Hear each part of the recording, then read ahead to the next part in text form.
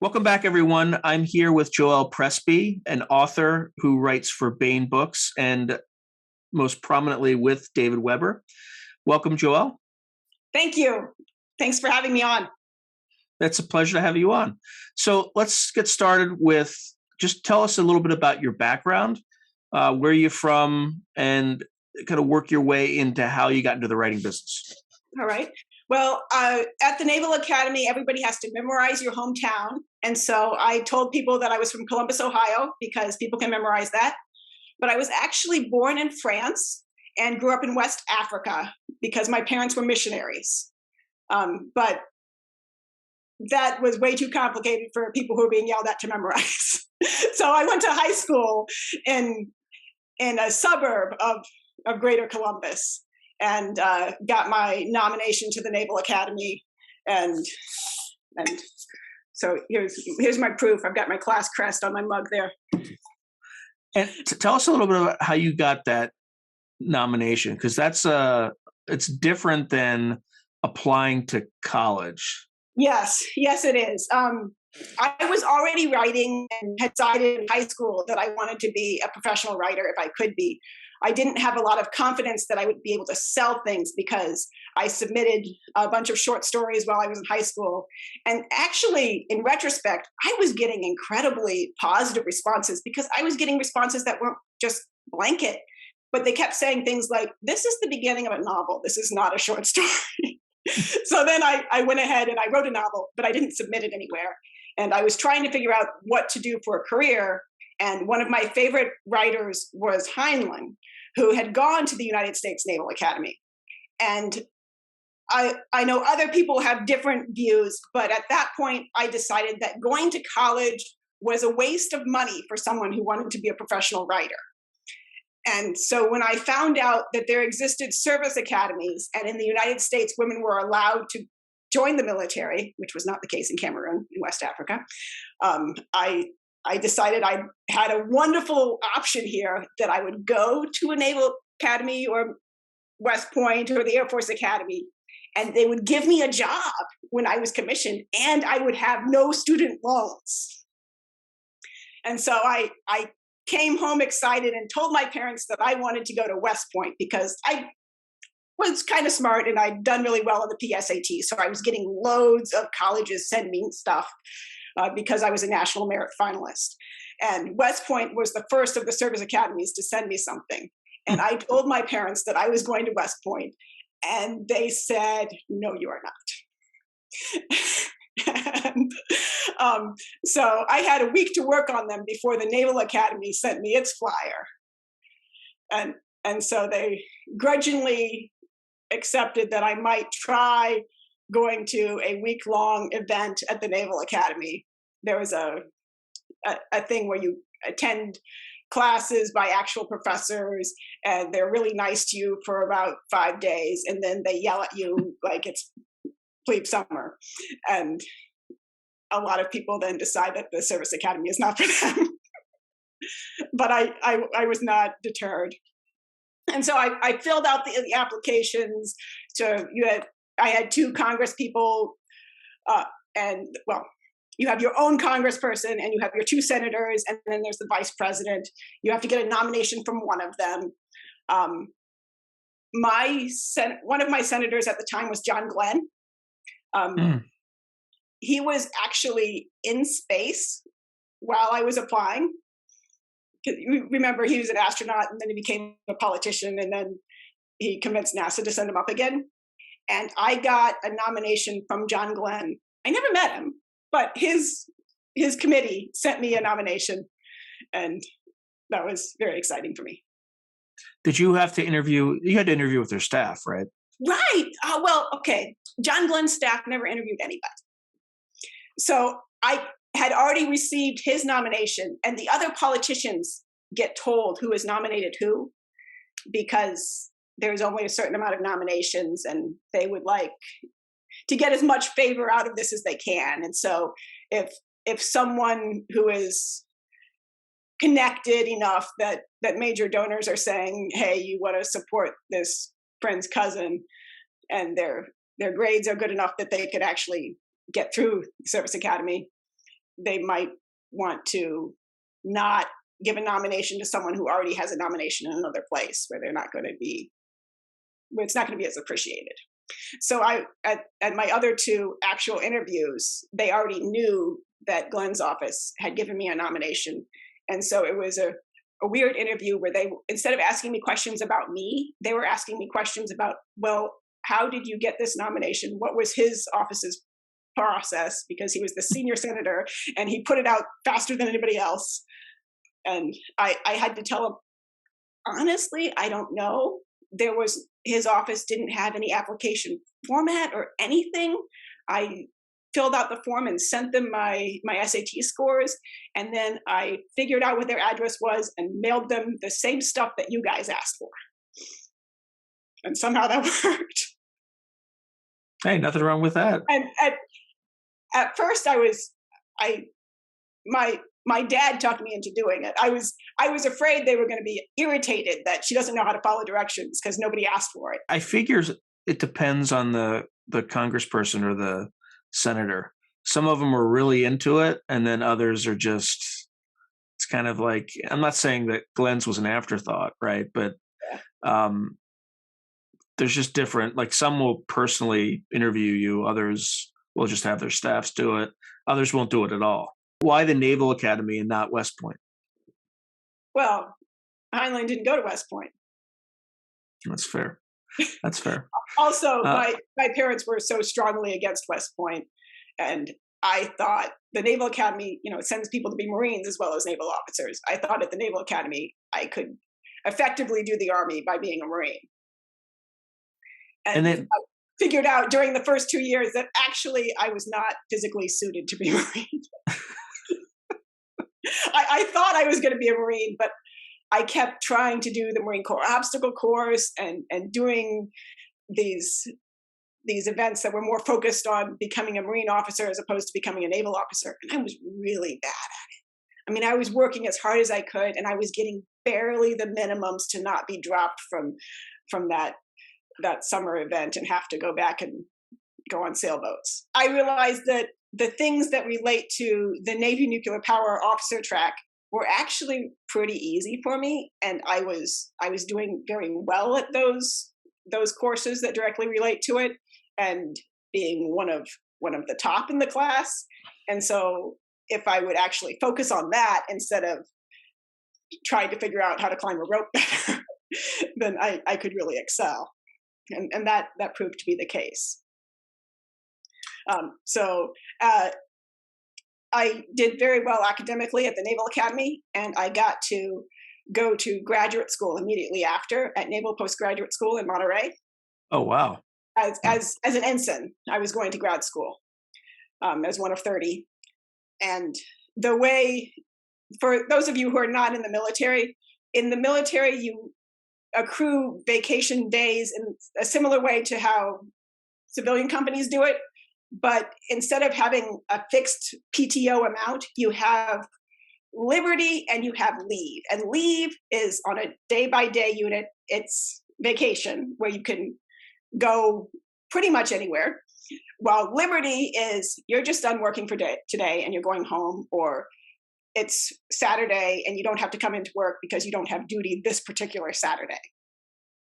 As a newly commissioned officer, you start with a 0-day leave balance. And so here I was, one of these lucky few who were going to grad school immediately.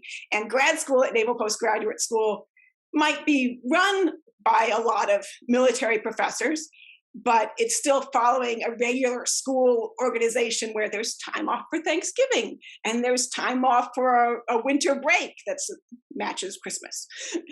And you don't, when you start in May, actually accrue enough leave days to take both all of Christmas and all 4 days of Thanksgiving. So you have to pick which one you're going to go home for. But the entire state of California was the Liberty Radius. So there was a thing called a science fiction convention that I had never heard of before. And on Thanksgiving weekend in Los Angeles, California, there was a science fiction convention. And there was this group called Bain Books. See that little logo right there? Bain Books. And they had a very active group online that I'd been talking to all through the Naval Academy. And so I'd made these friends, but I'd never met them in person. And they were telling me that science fiction conventions are a lot of fun. And so I met around 40 friends who I'd never seen before for breakfast Friday morning at LostCon in the convention hotel to attend my very first science fiction convention. And while I was there, the people at breakfast say, "Hey, you're in the Navy. We know one other person at this entire convention who's also in the Navy," and sent a minion off to find this guy named Andy Presby, who I later married. This kind of luck just doesn't happen to other people. Didn't he also go to the Naval Academy? Andy is not a Naval Academy grad. He went to he went to Carnegie Mellon. That's a good school. Were you electrical engineer or computer science guy? Physics. Okay, that's easy. Yeah. Just kidding. Yeah. Poor Andy was, rather than like me deciding between nuclear power and the Marine Corps, was deciding between theater and trying to build Star Trek ships for real in physics. Okay, so you went to Carnegie Mellon, and then he was a submariner, right? Yes, he was a submariner. He'd done a more normal route of going to his first submarine and doing a good enough job that the Navy decided, hey, this is a smart person, we will pay to send him to grad school. And so he was also going to grad school at the same time I was, just in a different program. Was that Navy Naval Postgraduate School in Monterey, California. Oh, so wait, so you had to go to LostCon to meet your future husband? I did. When he was already at the same. When he was living 5 program? minutes from me and I was walking by him on paths between buildings daily. Yeah. It's funny how things work. Yeah. So how did you get into the writing business? Well, I finished my first novel in high school and continued writing after that, but wasn't writing very much compared to later while I was active duty. I met Andy at the science fiction convention. We popped around between various duty assignments, not being in the same country or even anywhere near each other for a couple years. Finally, the Navy stationed us in the same place in Norfolk, Virginia. I was on the Eisenhower and he was on a submarine staff there. But I got sick. And at that point, the Navy had spent a lot of time and effort on training me. And so they were not eager to let me go. My ship was in the shipyard. And so I continued doing as much of my job as I could and going off to visit doctors to try to figure out what was wrong with me. When the ship was ready to leave the shipyard, they were then willing to let me go to a staff to continue to visit with doctors. And the Navy then another year and a half gave me a medical discharge. And I'm okay, I'm not dying. I'm just not medically allowed to be active duty because you gotta be perfect for that. But that had a huge silver lining. Andy, all this time, even back before I met him at LostCon, had been a huge fan of this guy named David Weber. And Andy's degrees at Naval Postgraduate School were spacecraft engineering and aeronautics. And he was assisting David Weber in designing spaceships, helping to make the Honorverse ships have as little magic and as much science as possible. Mm-hmm. How did he get involved in that? He met him at a con and told him what his background was and said he'd love to help if ever he could. I didn't even know they did spaceship design at the Naval Postgraduate School. Yeah. I always thought it was mainly like DLI, like the Defense Language Institute and stuff like that. But Defense Language Institute is all about languages, translators. Right. Right. Whenever I hear graduate school was only Defense Language Institute. Those are two Yeah. separate entities entirely. They're not the Okay. same organization. They're both in Monterey, right? They're both in that same city, yes, but they don't Okay. even share. They're not next to each other as far as the grass. Okay. What else do they teach at the Naval Postgraduate? I know they do like business, like you can get like an MBA there. Yeah, a lot of the supply corps officers go there and study business and things relating specifically to contract law. My field was operations research, which is math with teeth. There's a large oceanography component, which is very useful for submarine warfare.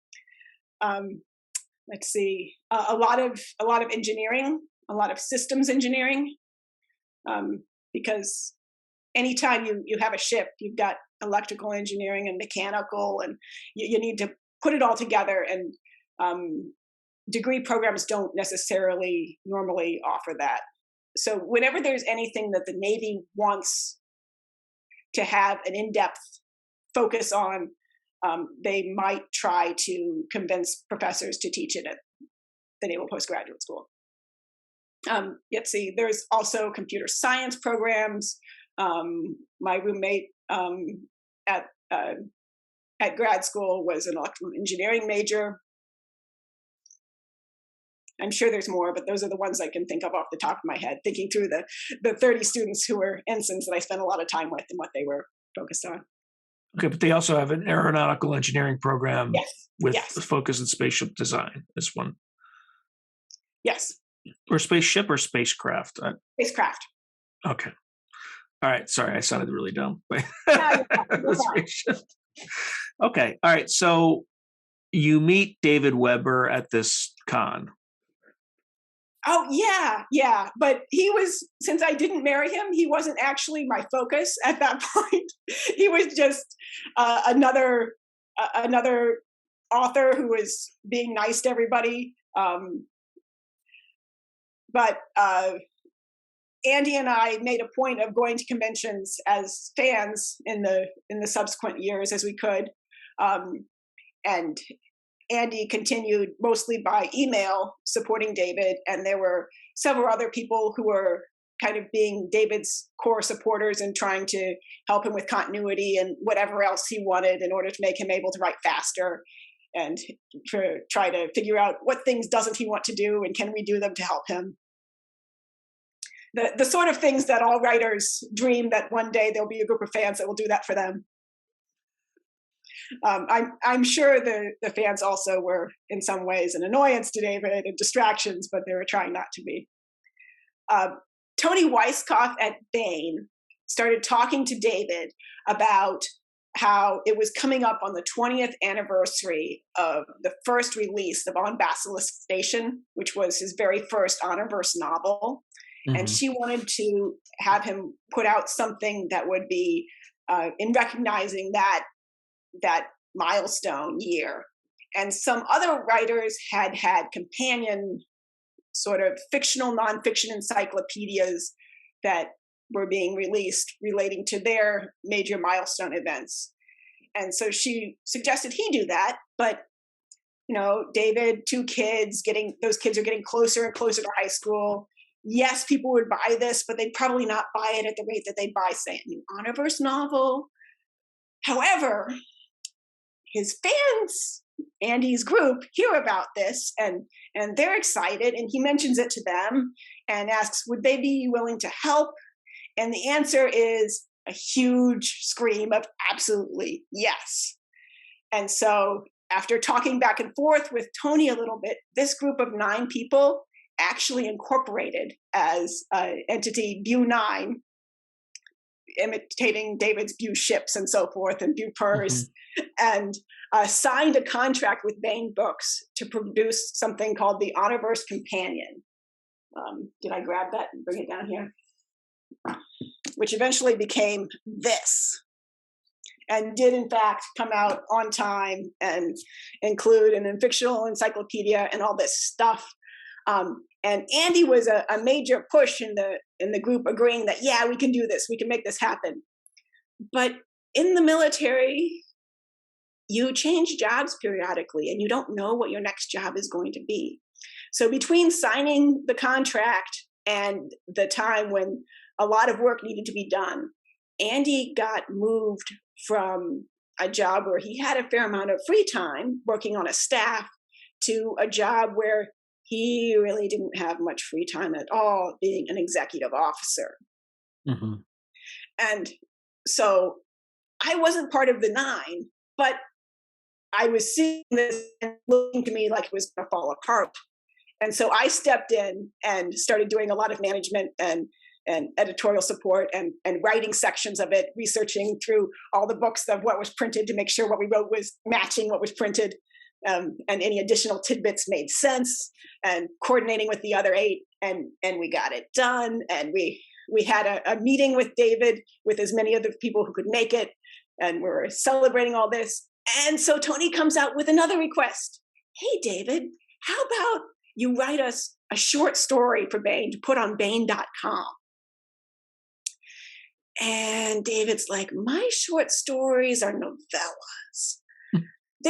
I have kind of a natural thing that I produce, and it's not that short.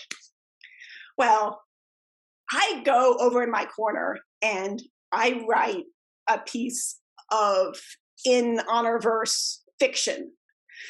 And I had no idea at the time that this would go to where it did. But so I wrote this thing, and I thought it was really pretty good. So I shared it with the other 8 people in Andy's Bu9 group, and they were positive, had some tweaks, and I made them.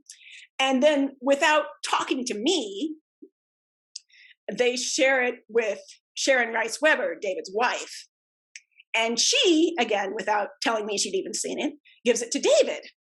And David also likes it. And David gives it to Tony. And Tony publishes it.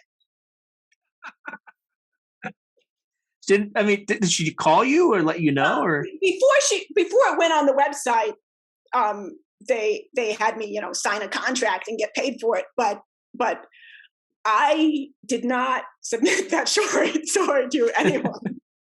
I just shared it, and I'm lucky. I mean, if I posted it on my Facebook page instead, it would never have gone anywhere. Right. And so how did that happen? You just got an email just saying, I'm publishing your story, here's a contract? If I remember right, David forwarded me an email from her, because she didn't have my contact information. I mean, I hadn't formatted it on the top with, Joelle Presby, not a SIFWA member. Here's my address. Here's my email. Here's my phone number. X thousand words. It was just a Word file. And then the folks on the Baen website, the Baen boards, really liked my short story, and were telling David and Tony how much they liked it.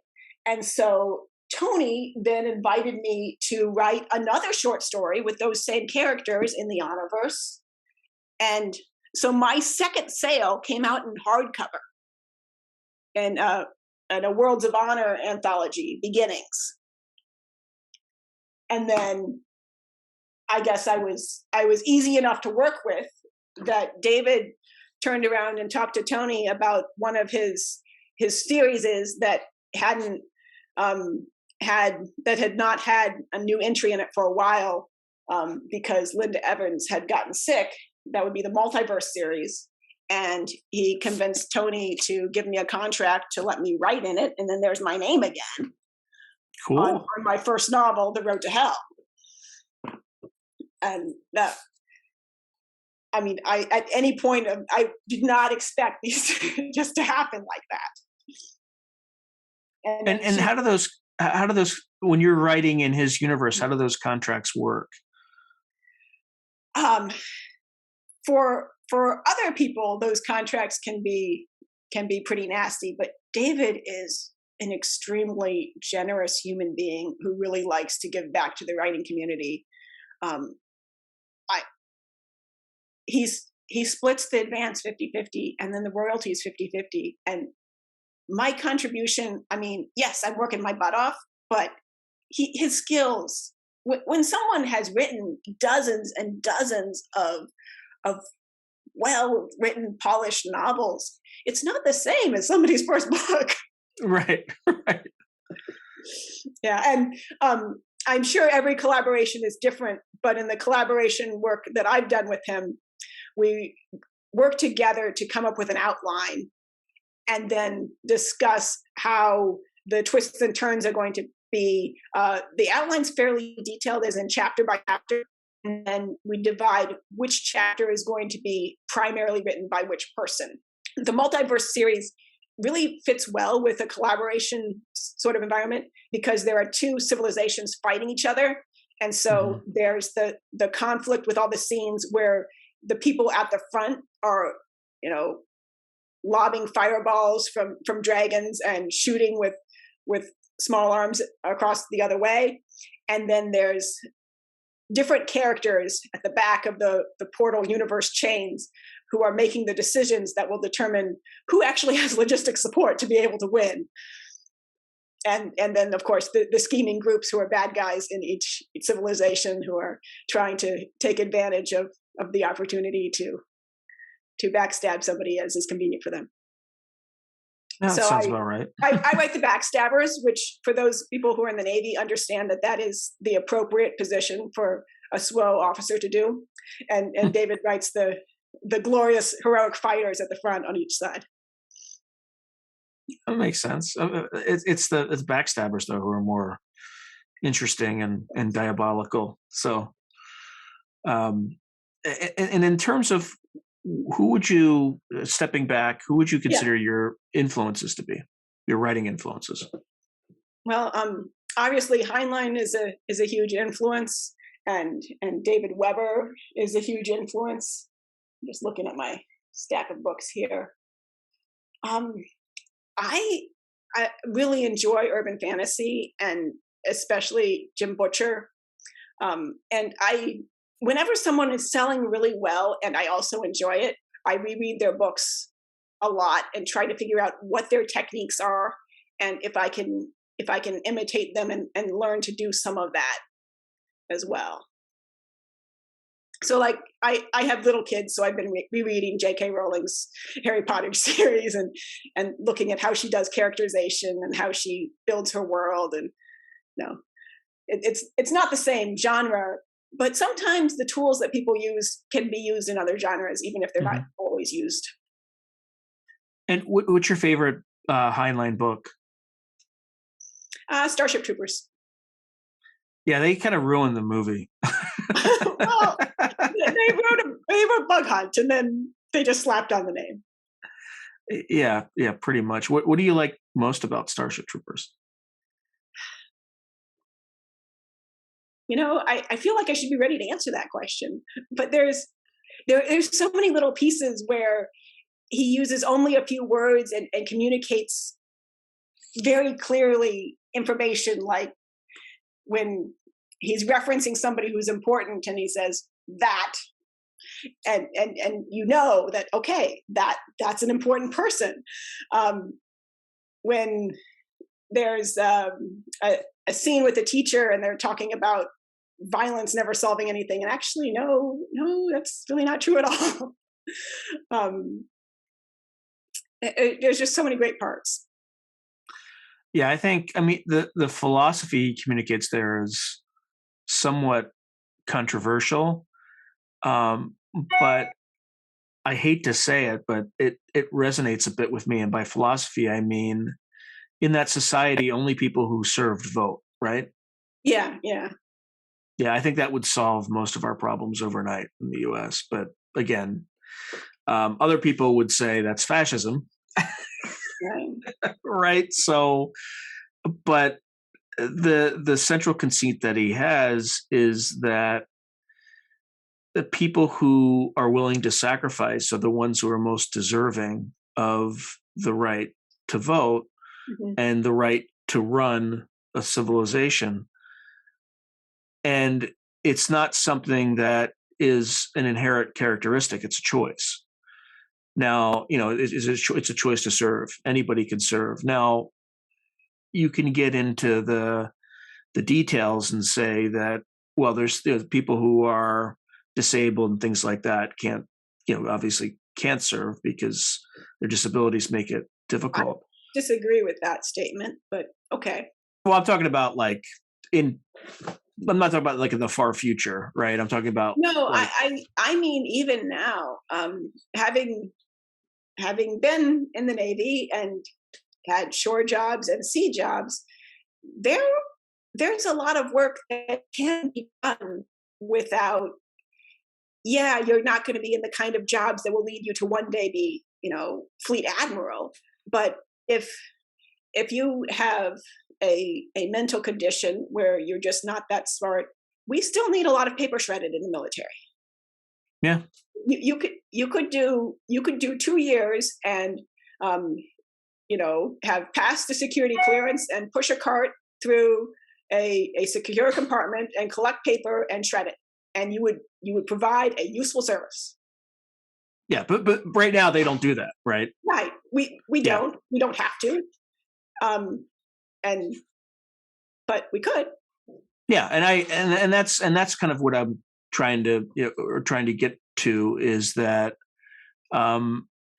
if you were to solve that problem, right? The problem being that the current restrictions mm-hmm. on either mental capacity or even physical capacity, right? There are jobs you can do as well if you're completely paralyzed, right? It'd be all mental jobs, but right now the military is still restrictive on things like both mental and physical disabilities. But if you were able to solve for that so that literally anyone in the country could serve if they chose to, I'm not sure it would be a bad philosophy, but again, it's highly controversial, and I know you don't have to post. It might help if that happened. Again, this is this is all theoretical. If it did happen, it's possible that it would also culturally help people have more respect for folks who have limitations. If they worked alongside folk more often. Well, it would also help bring the country together. I think one of the reasons, and again, I'm not going to get too much into politics, but in addition to the internet being one reason, right? Mm-hmm. With search algorithms and things like that, in my opinion, one of the reasons for the intense polarization of the country is the all-volunteer force was, I think, a huge positive for the country. But the one thing that we lost was you didn't get different, people with different, varying or extreme, I shouldn't say extreme, but varying backgrounds together, right? So there's not a lot of rich people who serve because they don't have to. So the people who end up becoming elites, because let's face it, it's not fair, but people with money tend to be much more difficult to dislodge. So they end up in positions of power. They have no clue. They have no clue. And look, I've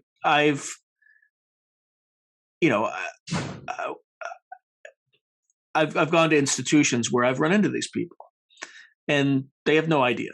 And as a result, there's also, and having been in the military as you have, there's a certain self-selection bias that goes in, like people who are patriotic, but also don't have the resources to either go straight to college or have, at least in the enlisted side.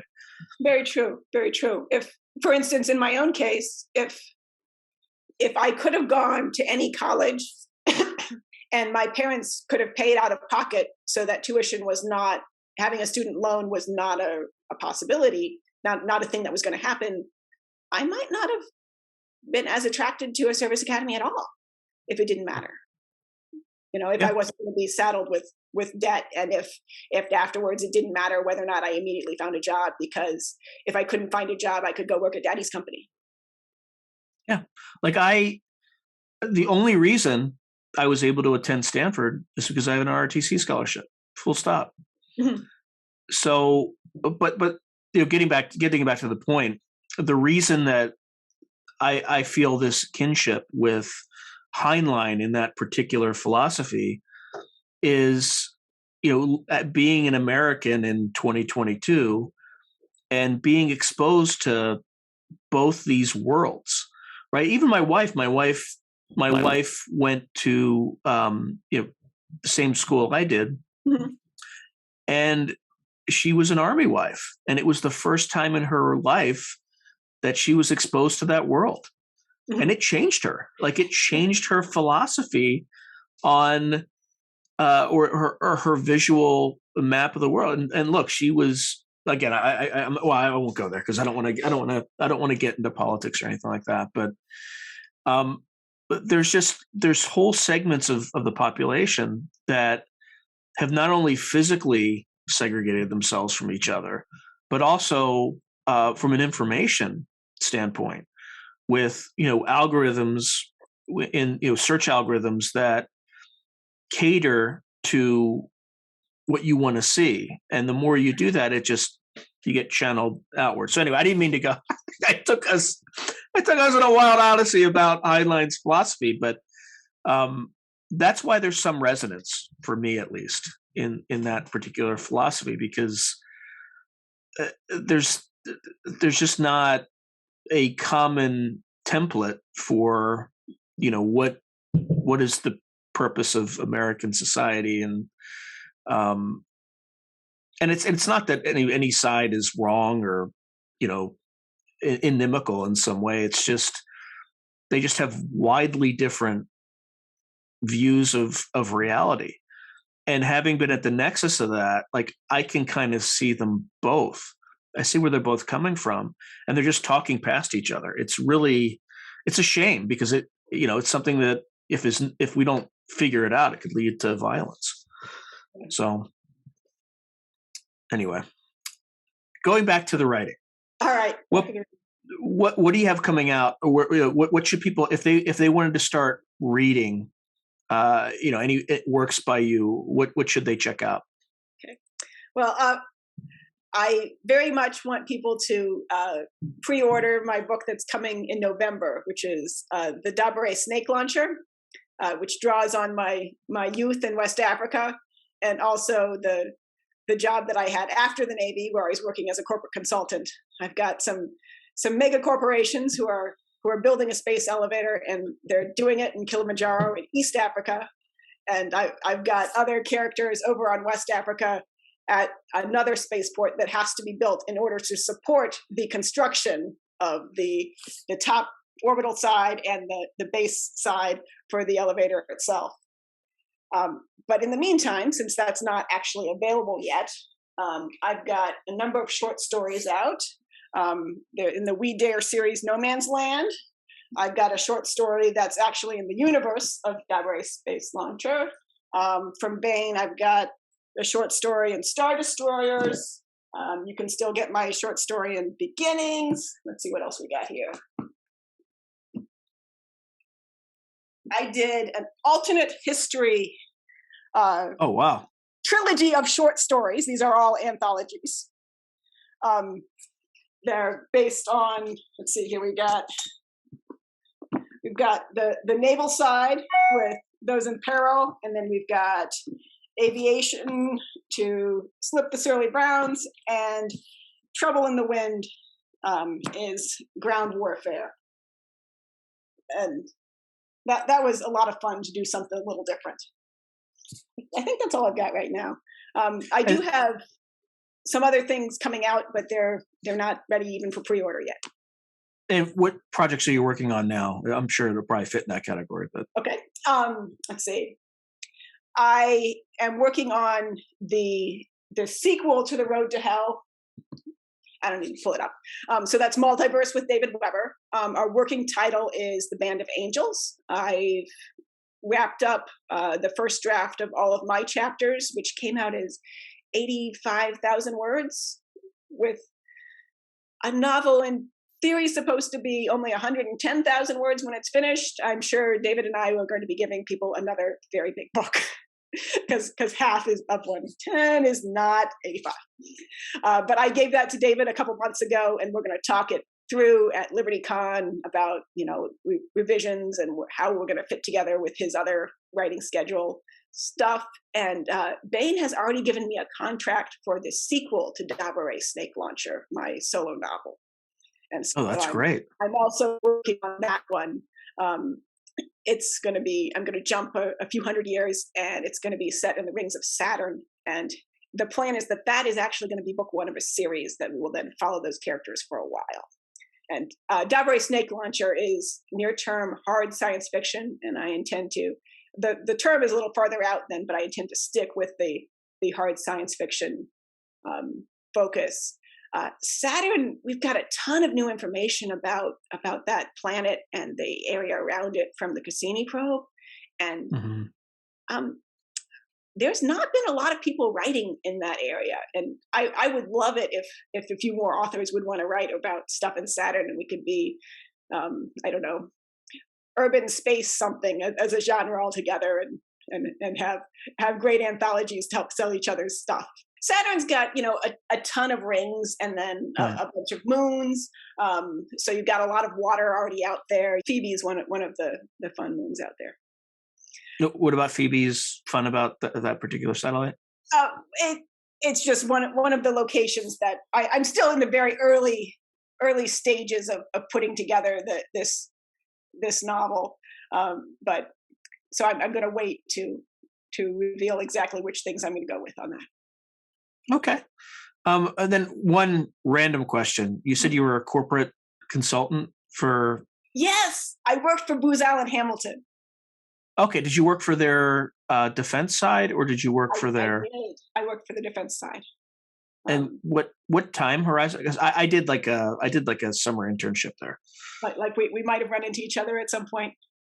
Probably not, because I think you graduated from the Naval Academy the same year I did, because you graduated from the Naval Academy in 2003. I did, yes.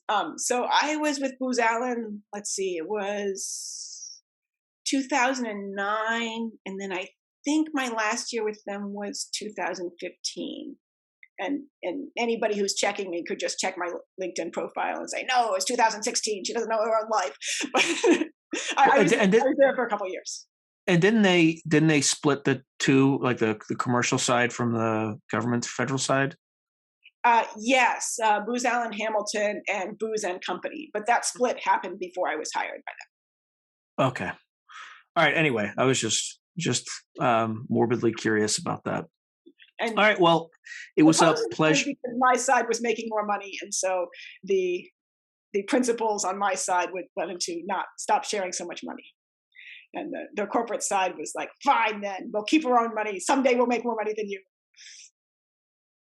Yeah, it sounds about right. sounds about right. All right. Well, thank you for joining us.